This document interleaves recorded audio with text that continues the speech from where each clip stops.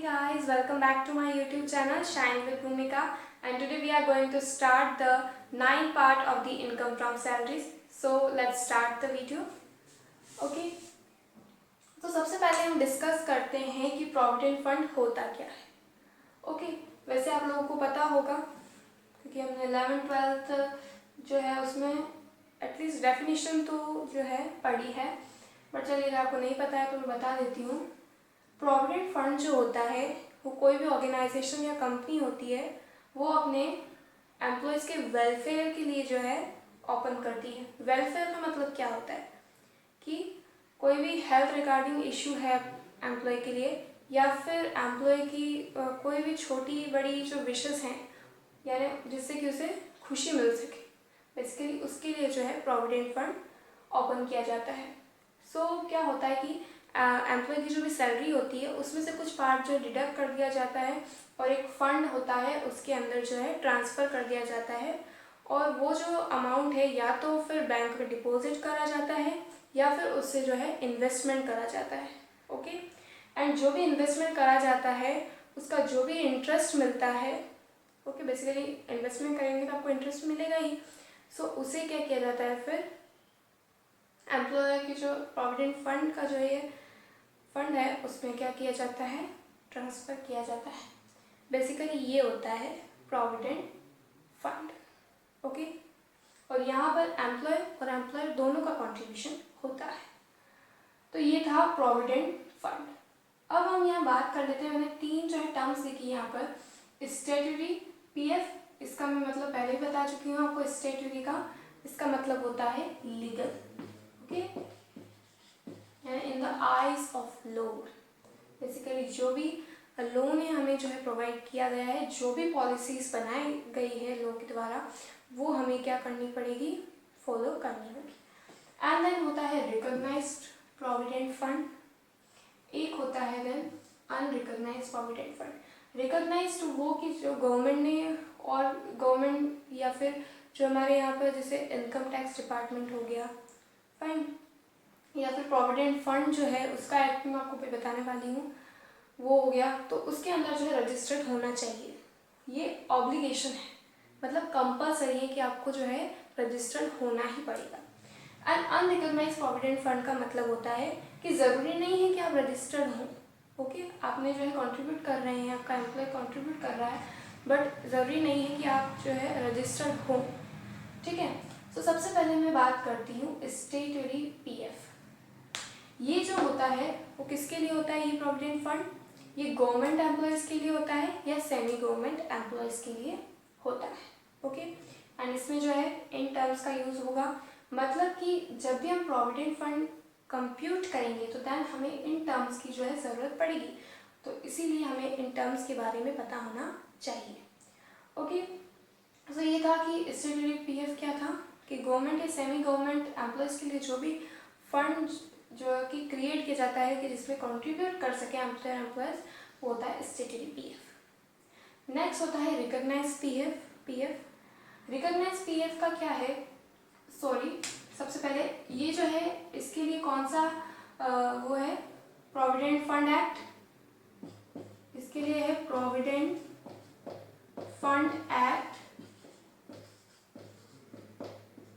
1925. Okay 1925 के under जो है ये सारी कंडीशंस फुलफिल होनी चाहिए, या फिर जो है प्रोविडेंट फंड का ट्रीटमेंट करेंगे. ओके एंड देन होता है रिकॉग्नाइज्ड प्रोविडेंट फंड. इसके लिए बेसिकली अगर आप याद रखना चाहें तो पीएफ भी बोलते हैं, बट ज़रूरी नहीं कि आप एग्ज़ाम में पीएफ लिखे और हर एग्जामिनर जो है इसे कंसिडर कर लें. सो आप प्लीज़ प्रोविडेंट फंड ही लिखे पूरा. ओके ये होता है कौन सा एक्ट, 1952. ये 1925 एंड दिस इज 1952. अब रिकॉग्नाइज्ड प्रोविडेंट फंड के अंदर होता है कि आप या तो 1952 एक्ट जो है उसके अंडर जो है रजिस्टर्ड हो जाइए. ओके गवर्नमेंट ने ही बनाया है 1952, उसमें रजिस्टर्ड हो जाइए. या एक सेकंड केस होता है कि आप जो है कमिश्नर होगा या तो प्रोविडेंट फंड का या फिर जो है इनकम टैक्स का, उससे जो है सर्टिफिकेट क्या कर लीजिए, ले लीजिए। Okay, so basically recognize provident fund ये होता है। ओके, देन होता है अनरिकॉग्नाइज्ड पीएफ। ये इसका वाइस वर्सा बोल सकते हैं कि जो एम्प्लॉयर है वो प्रोविडेंट फंड ओपन तो कर रहे हैं, बट ये ज़रूरी नहीं है कि वो जो है कमिश्नर ऑफ इनकम टैक्स या फिर प्रोविडेंट फंड से जो है उन्होंने कोई अप्रूवमेंट लिया हो। बेसिकली ज़रूरी नहीं है। और यहाँ पर एक और बात आप ज़रूर याद रखें कि कंपनी में जो है एटलीस्ट 20 से ज़्यादा जो है अगर एम्प्लॉयज़ हो जाते हैं, कोई भी कंपनी सपोज स्टार्ट हुई है और उसमें 20 या 20 से ज़्यादा एम्प्लॉयज़ हो गए हैं और उस कंपनी के इस्टेब्लिशमेंट को एटलीस्ट 3 इयर्स हो जाने चाहिए, उसके बाद आप जो है रिकॉग्नाइज प्रोविडेंट फंड जो है खोल सकते हैं। ठीक है, ये बात ज़रूर याद रखें यहाँ पर। एंड देन उसका मैंने बताया आपको कि ज़रूरी नहीं है कि एम्प्लॉयर ने जो भी फंड खोला है वो अप्रूव किया गया हो कमिश्नर इनकम टैक्स या प्रोविडेंट फंड के द्वारा। ओके, एंड देन नेक्स्टली जो है हम करेंगे इन सारी टर्म्स के बारे में बात। उससे पहले मैं आपको एक टर्म और एक्सप्लेन करना चाहूँगी, वो है एनुअल एक्रीशन। ओके, आप कहीं पढ़ लेते हैं, आप कंफ्यूज ना हो जाए, इसलिए मैंने यहाँ लिख दिया है और मैं भी आपको जो है डिस्कस करना भूल ना जाऊँ, इसलिए मैंने लिखा है यहाँ पर। सो एनुअल एक्रीशन क्या होता है कि जैसे कि एम्प्लॉय जो है कंट्रीब्यूट करेगा ओके प्रोविडेंट फंड में, सो वो क्या होगा ईयर टू ईयर क्या होगा, इंक्रीज होगा और इंटरेस्ट भी जो है उसके अकाउंट में कंट्रीब्यूट करेगा वो। सो एक वन टाइम ऐसा आएगा कि उसका जो है इंक्रीज होता जाएगा, ईयर बाय ईयर क्या होता जाएगा, इंक्रीज होता जाएगा जो भी वो फंड जो भी कंट्रीब्यूट कर रहा है, तो उसे क्या बोलते हैं, एनुअल एक्रीशन। एटलीस्ट इसका मतलब क्या है कि इंक्रीमेंट एक तरह से। ओके, इंक्रीज होता जा रहा है। नेक्स्ट है एम्प्लॉयज ऑन कॉन्ट्रीब्यूशन। एम्प्लॉय क्या होता है, एम्प्लॉय में जो है बेसिकली बहुत सारे लोग क्या हो जाते हैं, कंफ्यूज हो जाते हैं। तो एम्प्लॉय होता है जो वहाँ काम करेगा एंड एम्प्लॉयर होता है जिसके अंडर एम्प्लॉय काम करेगा, वो ये बेसिक सा डिफरेंस है इन दोनों के बीच। सो एम्प्लॉय का ऑन कॉन्ट्रीब्यूशन मतलब जो है वो अपनी सैलरी से उसका कुछ पार्ट डिडक्ट हो जाएगा एंड देन कंट्रीब्यूट करेगा, सो वो एम्प्लॉय का ऑन कॉन्ट्रीब्यूशन होता है। एम्प्लॉयर्स कॉन्ट्रीब्यूशन, जो एम्प्लॉयर है उसका कुछ कॉन्ट्रीब्यूशन होगा इसमें। ओके, ऐसा नहीं है कि एम्प्लॉयर जो है उसे कोई सैलरी मिल रही है ओके सो उसमें से उसे कंट्रीब्यूट कर रहा है, ऐसा नहीं होता है। जो एम्प्लॉय का जो भी अमाउंट होता है या सैलरी होती है बेसिकली उसी में से जो है एक डिडक्ट कर लिया जाता है पार्ट एंड कंट्रीब्यूट किया जाता है। ओके, घूम फिर के बात वही आ जाएगी कि एट द लास्ट एम्प्लॉय का ही वो पैसा है। Okay, and then interest credited, उस पर जो भी अगर वो इन्वेस्टमेंट करता है ओके सो उसे जो भी इंटरेस्ट या फिर उसे बैंक में डिपॉजिट करवा देता है तो उसे इंटरेस्ट मिलेगा वो। And then lump sum amount payable on retirement और रिकग्नाइजेशन। ये अब लमसम का मतलब जो मैं आपको पहले ही बता चुकी हूँ, लमसम का मतलब होता है कि कोई अमाउंट जो है वो आपको स्मॉल पार्ट्स में ना देकर जो है एक बार में दे दिया जाता है, उसे क्या बोलते हैं, लमसम। ओके, सो रिटायरमेंट पर मिलता है हमें, ये जो है सारा जो है कैलकुलेट कर दिया जाएगा, जो भी कंट्रीब्यूट करेगा वो अपनी जॉब उसके वो रिटायर नहीं हो जाता तब तक, एंड देन उसे जो है एट द लास्ट जब वो रिटायर होगा या फिर उसकी जो है जॉब ख़त्म हो जाएगी, ठीक है, इट मीन्स अगर वो चाहता नहीं है कि वो काम नहीं करना चाहता, वो क्विट करना चाहता है, तो वो एक लेटर जो है अपने एम्प्लॉय को दे दिया जाएगा कि मैं काम नहीं करना चाहता, तो दैन उसे क्या करके दे दिया जाएगा कि उसका अमाउंट उसे दे दिया जाएगा, उसे सैलरी सारी कैलकुलेट करके दे दी जाएगी। और एटलीस्ट जो है एम्प्लॉय ने कब तक काम किया हो ऑर्गेनाइजेशन में, एटलीस्ट 5 ईयर्स तो उसका काम करना ज़रूरी है, वरना उसे नहीं मिलेगा। ओके, इस बात का ज़रूर ध्यान रखें। अब नाउ की कंडीशंस क्या होगी, क्वेश्चन कैसा आएगा उसमें जो है मैं सारी कंडीशंस कवर करूँगी। सो कंडीशंस इस तरीके की है, वहाँ पर आएगी आपको देखने को मिलेगी। सो एम्प्लॉयज़ ऑन कॉन्ट्रीब्यूशन में स्टेटरी पीएफ में क्या होगा, कोई ट्रीटमेंट नहीं होगा, गवर्नमेंट और नॉन गवर्नमेंट है, semi government sorry non government not government and semi government employees हैं, तो बेसिकली उन्हें हर चीज़ में एग्जेम्पशन मिलता है। ओके, हम यही पढ़ते हैं हमेशा, हम नॉन गवर्नमेंट एम्प्लॉयज़ के बारे में या उनकी जो कंडीशंस उनके लिए जो लॉ ने बनाई है वही हम पढ़ते हैं। अदरवाइज गवर्नमेंट एम्प्लॉयज़ को तो बहुत सारा रिलीफ है, ओके। सो नो ट्रीटमेंट और इफ डिडक्ट, अगर डिडक्ट हो जाता है तो देन फिर से जो है उनकी सैलरी में जो है उसे ऐड कर दिया जाएगा। ओके। और डिडक्शन इसका जो है होता है under section 80C। Okay. And then recognized provident fund में क्या होगा, सेम कंडीशन होगी। And then unrecognized provident fund में क्या होगा, सेम ही होगी। Okay. And then employees contribution fully exempt from tax. Okay. And under recognized provident fund 12% हो एग्जेम्प्ट होगा, और उसके जो है अगर एक्सेस हो जाता है तो देन सैलरी में इंक्लूड कर दिया जाएगा। Okay.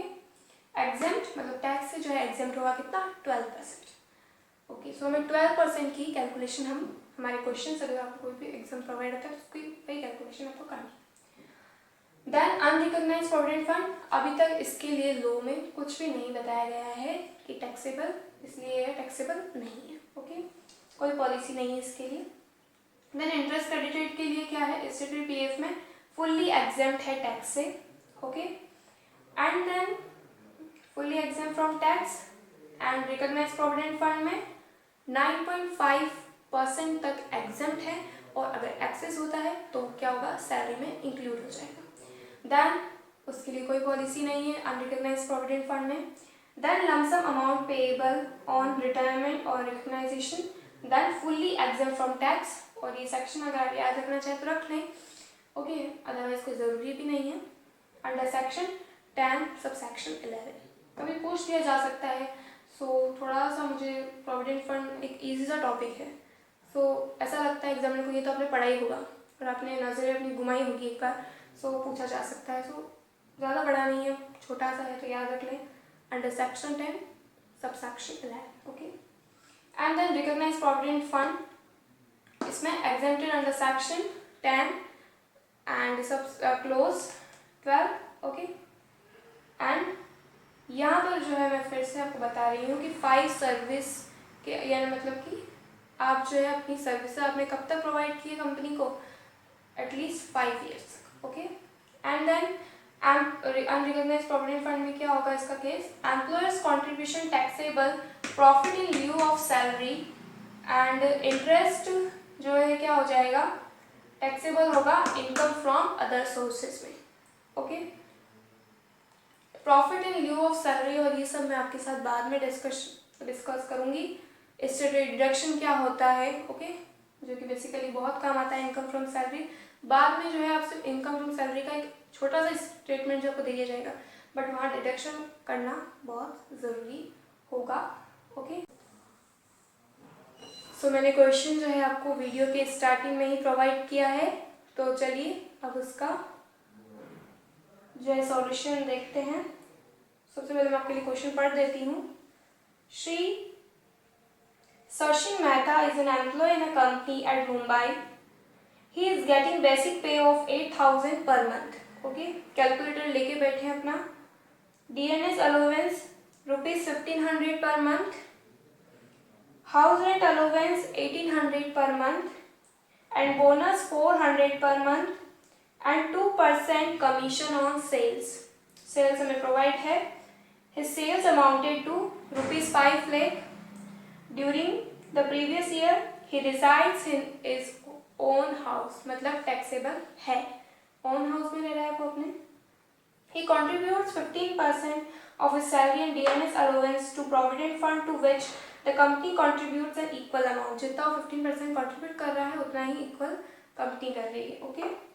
Interest amounting to 11,700 has been credited to his provident fund account at the rate 13% per annum. Okay? ये इंटरेस्ट की रेट दी हुई है हमें। What will be his gross salary for the assessment year 2020-21 if the provident fund is statutory, recognized, unrecognized, and the amount of bonus and DNS allowance is not paid by the employer? Okay? So सबसे पहले जो हमें करना है वो ये है कि इसमें जो हमें कोई वर्किंग नोट की ज़रूरत नहीं पड़ेगी। बेसिकली आपको जो है 1-2 पॉइंट लिखने पड़ेंगे। ओके, वो मैं आपको बता दूंगी यहीं पर। ठीक है, तो सबसे पहले जो है आपको स्टेटमेंट ऑफ क्या बताना है, gross salary for assessment year 2020-21। So statement of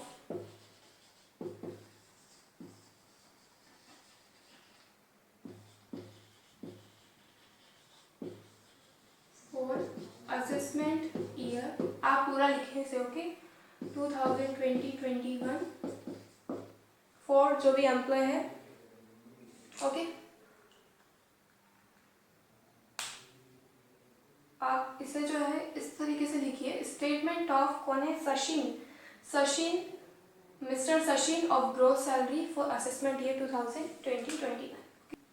तो चलिए क्वेश्चन करना स्टार्ट करते हैं हमें यहाँ पर जो है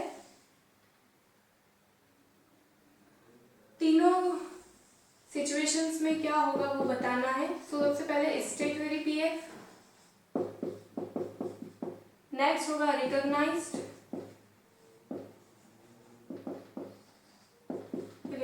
PF and then unrecognized PF particulars, okay. यहाँ सबके अमाउंट आएंगे, ओके। सो हमें बेसिक पे जो है वो दिया हुआ है 8,000, so it will be 8,000 into 12 and 12 into 8,000 it will be 96,000 to each.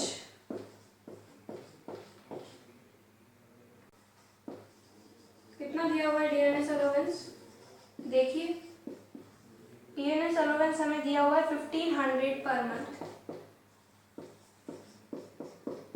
इसे मल्टीप्लाई करेंगे 1500 into 12, you will get your 18,000.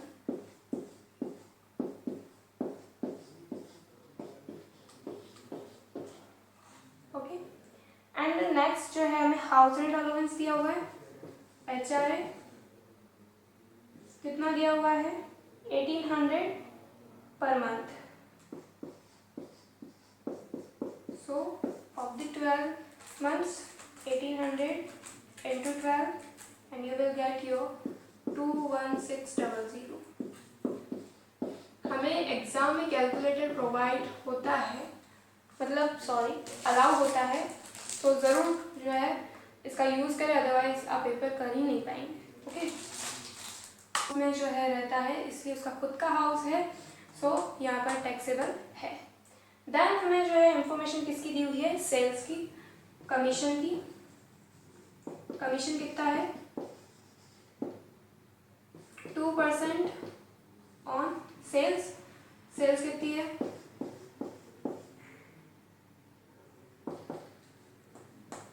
Then you will get your 10,000। यहाँ पर बहुत इजी कैलकुलेशन है, कुछ ज़्यादा टफ कैलकुलेशन नहीं दी है आपको इसमें।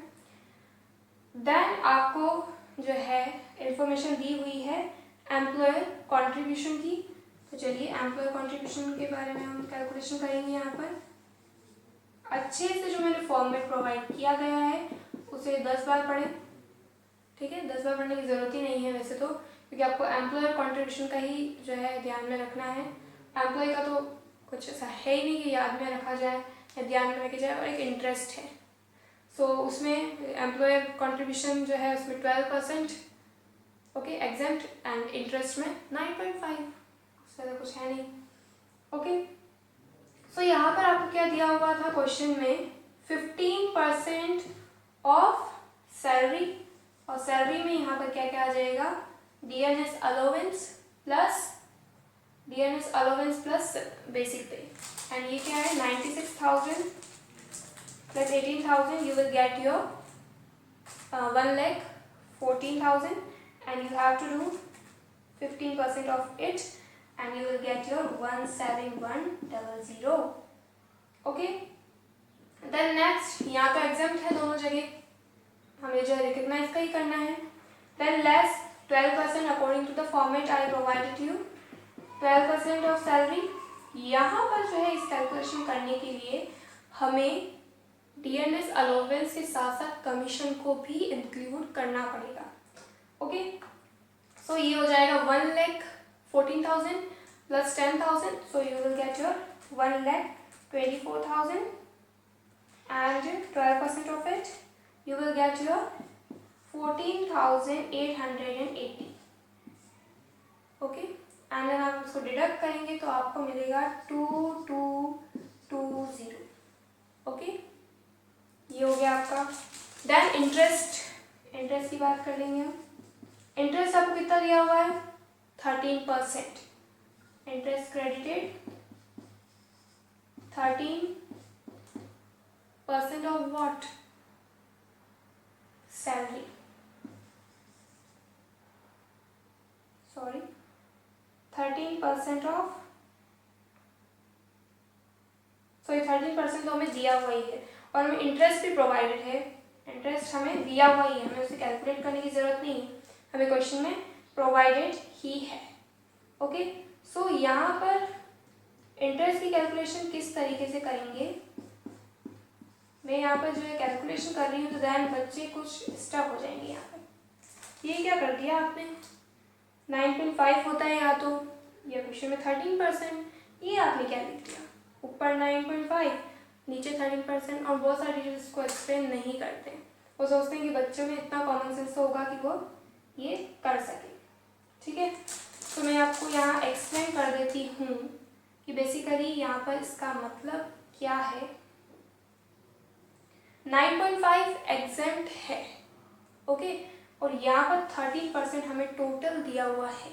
मतलब यहाँ पर जो है 9.5% की हम कैलकुलेशन कर रहे हैं. जो भी किसी कैलकुलेशन करनी होती है हम उसे ऊपर लिखते हैं और टोटल होता है वो नीचे आता है. वो इसका मतलब 11700 into 9.5, 11700 into 9.5. Okay, and then divide by 30, you will get your 8550 and then you will get your 3150. यहाँ दो जगह तो एग्जाम्प्ट है, एंड देन कैलकुलेशन कर लीजिए, बस ऐड कर लीजिए and you will gate 96,000, 1,14,000 plus 21600 plus 10,000 and you will get your 145,600. Okay, यहाँ पर भी यही होगा 145,600. यहाँ पर 1,24,000 plus 21600 plus 2220 plus 3150 and you will get your 150,970. और ये क्या आ जाएगी हमारी? Gross salary. तो ये था प्रोविडेंट फंड का कंप्यूटेशन कैसे किया जाता है, और आई होप कि आपको ये समझ में आया होगा. और अगर आपको मेरा वीडियो अच्छा लगा हो तो प्लीज़ लाइक करें, शेयर करें और कमेंट में मुझे अपने डाउट ज़रूर पूछें और मेरे चैनल को सब्सक्राइब करना बिल्कुल भी ना भूलें. Thank you.